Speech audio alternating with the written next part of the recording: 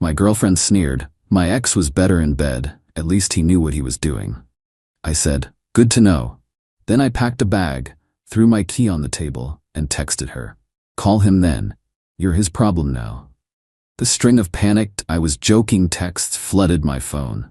I, 29 male, had been with Jenna for about 14 months, living together for 6. Everything seemed fine until last Tuesday night. We just finished being intimate. I was feeling pretty good about it. Honestly, she seemed into it. Then, while we're lying there, she lets out this long sigh. What's wrong? I asked. She turned to look at me with this expression I'd never seen before, like disappointment mixed with pity. Nothing, it's just, never mind. No, tell me, what's up? She propped herself up on her elbow. You really want to know? Yeah. My ex was better in bed, at least he knew what he was doing. The words just hung there. Like she'd dropped a grenade and was waiting to see where the shrapnel landed. Good to know, I said. Got up, started getting dressed. Wait, where are you going? Out. Out where? It's 11 p.m. I didn't answer. Just pulled on my jeans, grabbed a shirt. She sat up, sheet wrapped around her. Seriously? You're just leaving? Yep. Went to the closet, pulled out my overnight bag, started throwing clothes in, laptop, chargers, toiletries from the bathroom. Babe, come on, let's talk about this. Nothing to talk about. You made your point clear. I was just being honest. Isn't that what you wanted? I stopped packing for a second. There's honest and there's cruel. You know the difference. Oh my God, you're so sensitive. That's when I knew I was making the right call. Zipped up the bag, grabbed my keys off the dresser, walked to the living room, took my apartment key off the ring, and tossed it on the coffee table. What are you doing? Pulled out my phone, typed a text. Call him then, you're his problem now. Hit send. Her phone buzzed on the nightstand. I heard her scramble to get it. Are you serious right now? I was already at the door. This is so immature, come back here. Closed the door behind me, got in my car. That's when my phone started blowing up. I was joking. Baby, please come back. You're overreacting. It was a stupid thing to say. I didn't mean it. Where are you going? This is ridiculous. Fine, be a baby about it. I'm sorry, okay? Answer your phone. Drove to my buddy Cameron's place. He answered the door in boxers and a ratty t-shirt. Dude, it's almost midnight. Jenna and I are done. Can I crash here? Yeah, of course. What happened? Told him over beers. He whistled low. She actually said that? Right after? Yup. That's cold, man. The crazy part, she seemed shocked I left. Typical. They say whatever they want, then act surprised when there's consequences. My phone kept buzzing. Finally, put it on silent. The next morning I had 47 texts and 23 missed calls. The texts were a journey through the stages of grief, but like the narcissist version. Denial. You'll be back by tonight. Anger. You're such a child. A real man wouldn't run away.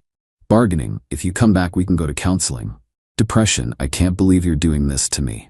Acceptance. Just kidding. There was no acceptance. Just more anger. Then she found out I blocked her. That's when she started getting creative.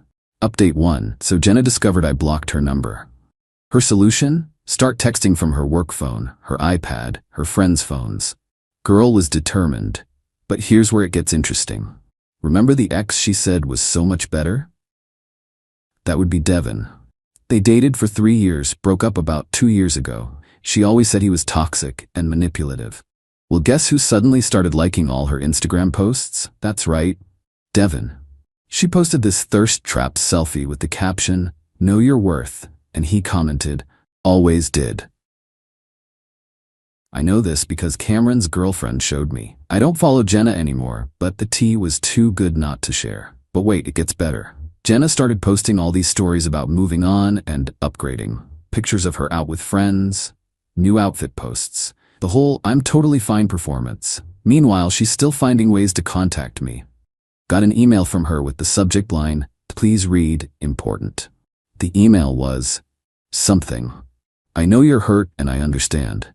What I said was thoughtless and cruel, but throwing away our entire relationship over one comment? That's insane. We live together, we have a lease, we have a life together, you can't just walk away. Actually, I can, and I did. The lease thing was her first real play. See, we're both on it. But here's what Jenna didn't consider. I'd been paying 70% of the rent because I make more. Plus utilities, plus groceries most of the time. I replied to her email, I'll pay my portion of rent through the lease term, 50% only. Utilities are your responsibility now. I'll be by Saturday to get my things. Her response was immediate. 50%? I can't afford that. You know I can't afford that. Should have thought of that before comparing me to your ex. It was one comment that revealed how you really feel. Good luck. Saturday came. I brought Cameron and his brother for backup. Jenna had clearly prepared for my arrival. Full face of makeup, tiny dress. The apartment smelled like she'd bathed in perfume. Hi, she said, all sweet. Can we talk first? No, just here for my stuff. Her face fell. Seriously? You're really doing this? Already done.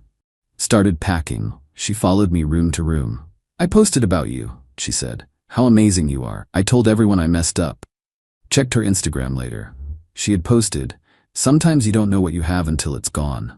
Missing my person today. But she didn't tag me, and she didn't actually admit what she did, just vague posting for sympathy. While I was packing my gaming setup, she tried a different approach. You know what? Fine. Leave. Devin already reached out anyway. Cool. Hope he knows what he's doing. That wasn't the response she wanted. You don't care? Why would I?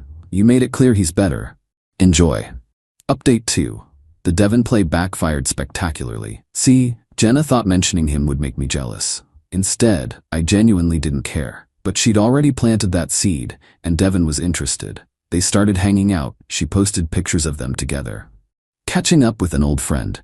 Her friends were hyping her up in the comments. Yas queen, get it girl, upgrade season. Cool, whatever. I was apartment hunting and focusing on myself. Then I got a DM from a number I didn't recognize. It was Devin's current girlfriend, Alyssa. Hey, I think your ex is trying to get with my boyfriend. Thought you should know. I replied, not my ex, not my problem. But FYI, she's single now. Good luck. Wait, you guys broke up? She told Devin you were on a break. Interesting. I sent Alyssa the screenshot of me telling Jenna it was over, plus her acknowledging it in her emails. Alyssa, this lying witch, thanks. The next day, Jenna's Instagram story was dramatic. Crying selfies. Why do people have to be so evil? Can't trust anyone. Karma will get you. Turns out Alyssa confronted Devin with receipts. He cut Jenna off completely, blocked her on everything, told her he wasn't interested in being anyone's rebound or backup plan. But Jenna's entitlement wasn't done yet. She sent me another email. I hope you're happy. You ruined my friendship with Devin. He won't even talk to me now because you had to be petty. I didn't respond. She escalated. I'm going to be homeless because of you. I can't afford this apartment. My credit cards are maxed. This is financial abuse. Actually responded to that one. Financial abuse is expecting someone else to subsidize your lifestyle. I'm paying my legal obligation. Your money management isn't my problem. I'll tell everyone what you did, how you abandoned me over nothing. Tell them the truth then, that you compared me to your ex in bed and I left.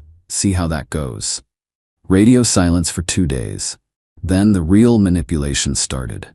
Update 3, Jenna went nuclear. Started calling my job. Not to get me fired or anything that direct. No, she was sneakier. Called pretending to be worried about me. Hi, this is Jenna. His girlfriend? I'm just concerned because he hasn't been home in weeks, and I want to make sure he's okay. Is he coming to work? Is he eating? My manager pulled me aside. Everything okay at home? We broke up. She's not handling it well. Ah, want me to have security flag her number? Please. But she wasn't done. She started showing up places she knew I'd be. The gym, the coffee shop near my office. Always with a friend, always acting surprised to see me. Oh my God, hi, how are you? All fake cheerful. I'd just nod and leave. The financial pressure was getting to her though. She started selling stuff on Facebook Marketplace. The TV I'd bought. The gaming chair I'd left behind. The kitchen appliances I didn't bother taking. Then she made a crucial mistake. She sold my PlayStation 5. I'd left it because I figured I'd buy another one. Not worth the drama of fighting over it. But legally, it was mine. I had the receipt, texted her once. You have 24 hours to return my PS5 or I'm filing a police report for theft. You left it here. It's abandoned property. It's been 3 weeks. That's not abandonment. Receipts in my name 1 day. She called me crying. Actually crying. I needed the money. I can't afford food. Then get a second job. I work full time. So do I. Still manage to pay 70% of our bills. Please don't call the police. Please, I'll pay you back. With what money? You just said you can't afford food. I'll figure it out. 24 hours. She managed to get it back from the buyer. Had to refund them and pay extra for the inconvenience. Left it with my building's concierge. But the best part? The absolute chefs. The most satisfying part, her mom called me. What did you do to my daughter? Broke up with her. She's hysterical. She can't afford her apartment. She's selling everything. This is cruel. Ma'am, your daughter told me her ex was better in bed. I left. That's it. Long pause. She said what? Ask her. I will. But surely you can work this out. She loves you. She loved my wallet. Have a nice day. Final update. Jenna had to move out of the apartment. Couldn't swing the rent solo. Couldn't find a roommate in time. The landlord wasn't interested in her sob story. She moved back with her parents. In their basement. At 27. The social media posts changed tune real quick. Gone were the living my best life posts. Now it was all motivational quotes about growth and lessons learned. But my favorite part? She started a GoFundMe. Starting over after financial abuse, she actually wrote that her ex-me had trapped her in an expensive apartment and abandoned her without warning, leaving her homeless and destitute. She raised $47 from her aunt. Someone, not me, but probably Alyssa, commented with screenshots of her "My ex was better in bed" posts and her emails admitting what she said.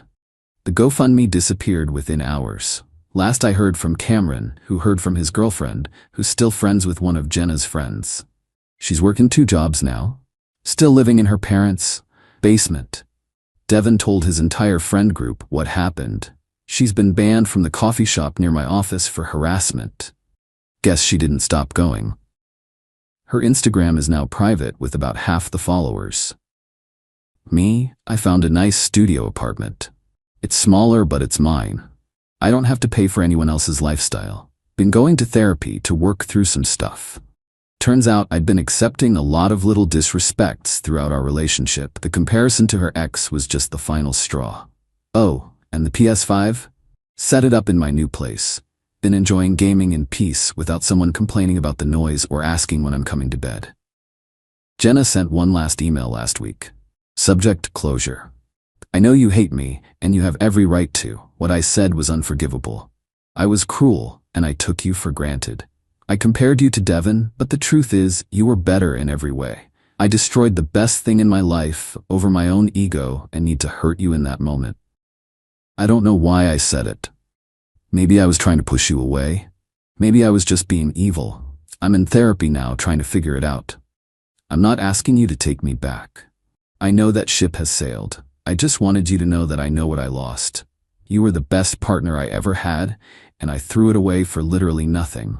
Devin doesn't even want me. No one does. I'm working 2 jobs and living with my parents, and I have no one to blame but myself. For what it's worth, you were amazing in bed, and out of it. I was lying when I said otherwise. I just wanted to hurt you, and I don't know why. I'm sorry for everything. Jenna. I didn't respond. Some bridges you burn can't be rebuilt. Some words you say can't be taken back. But I did forward it to my therapist. We had a good session about it. Moral of the story? When someone shows you who they are, believe them. And when they tell you their ex was better, let them go find out if that's true. Spoiler, it never is.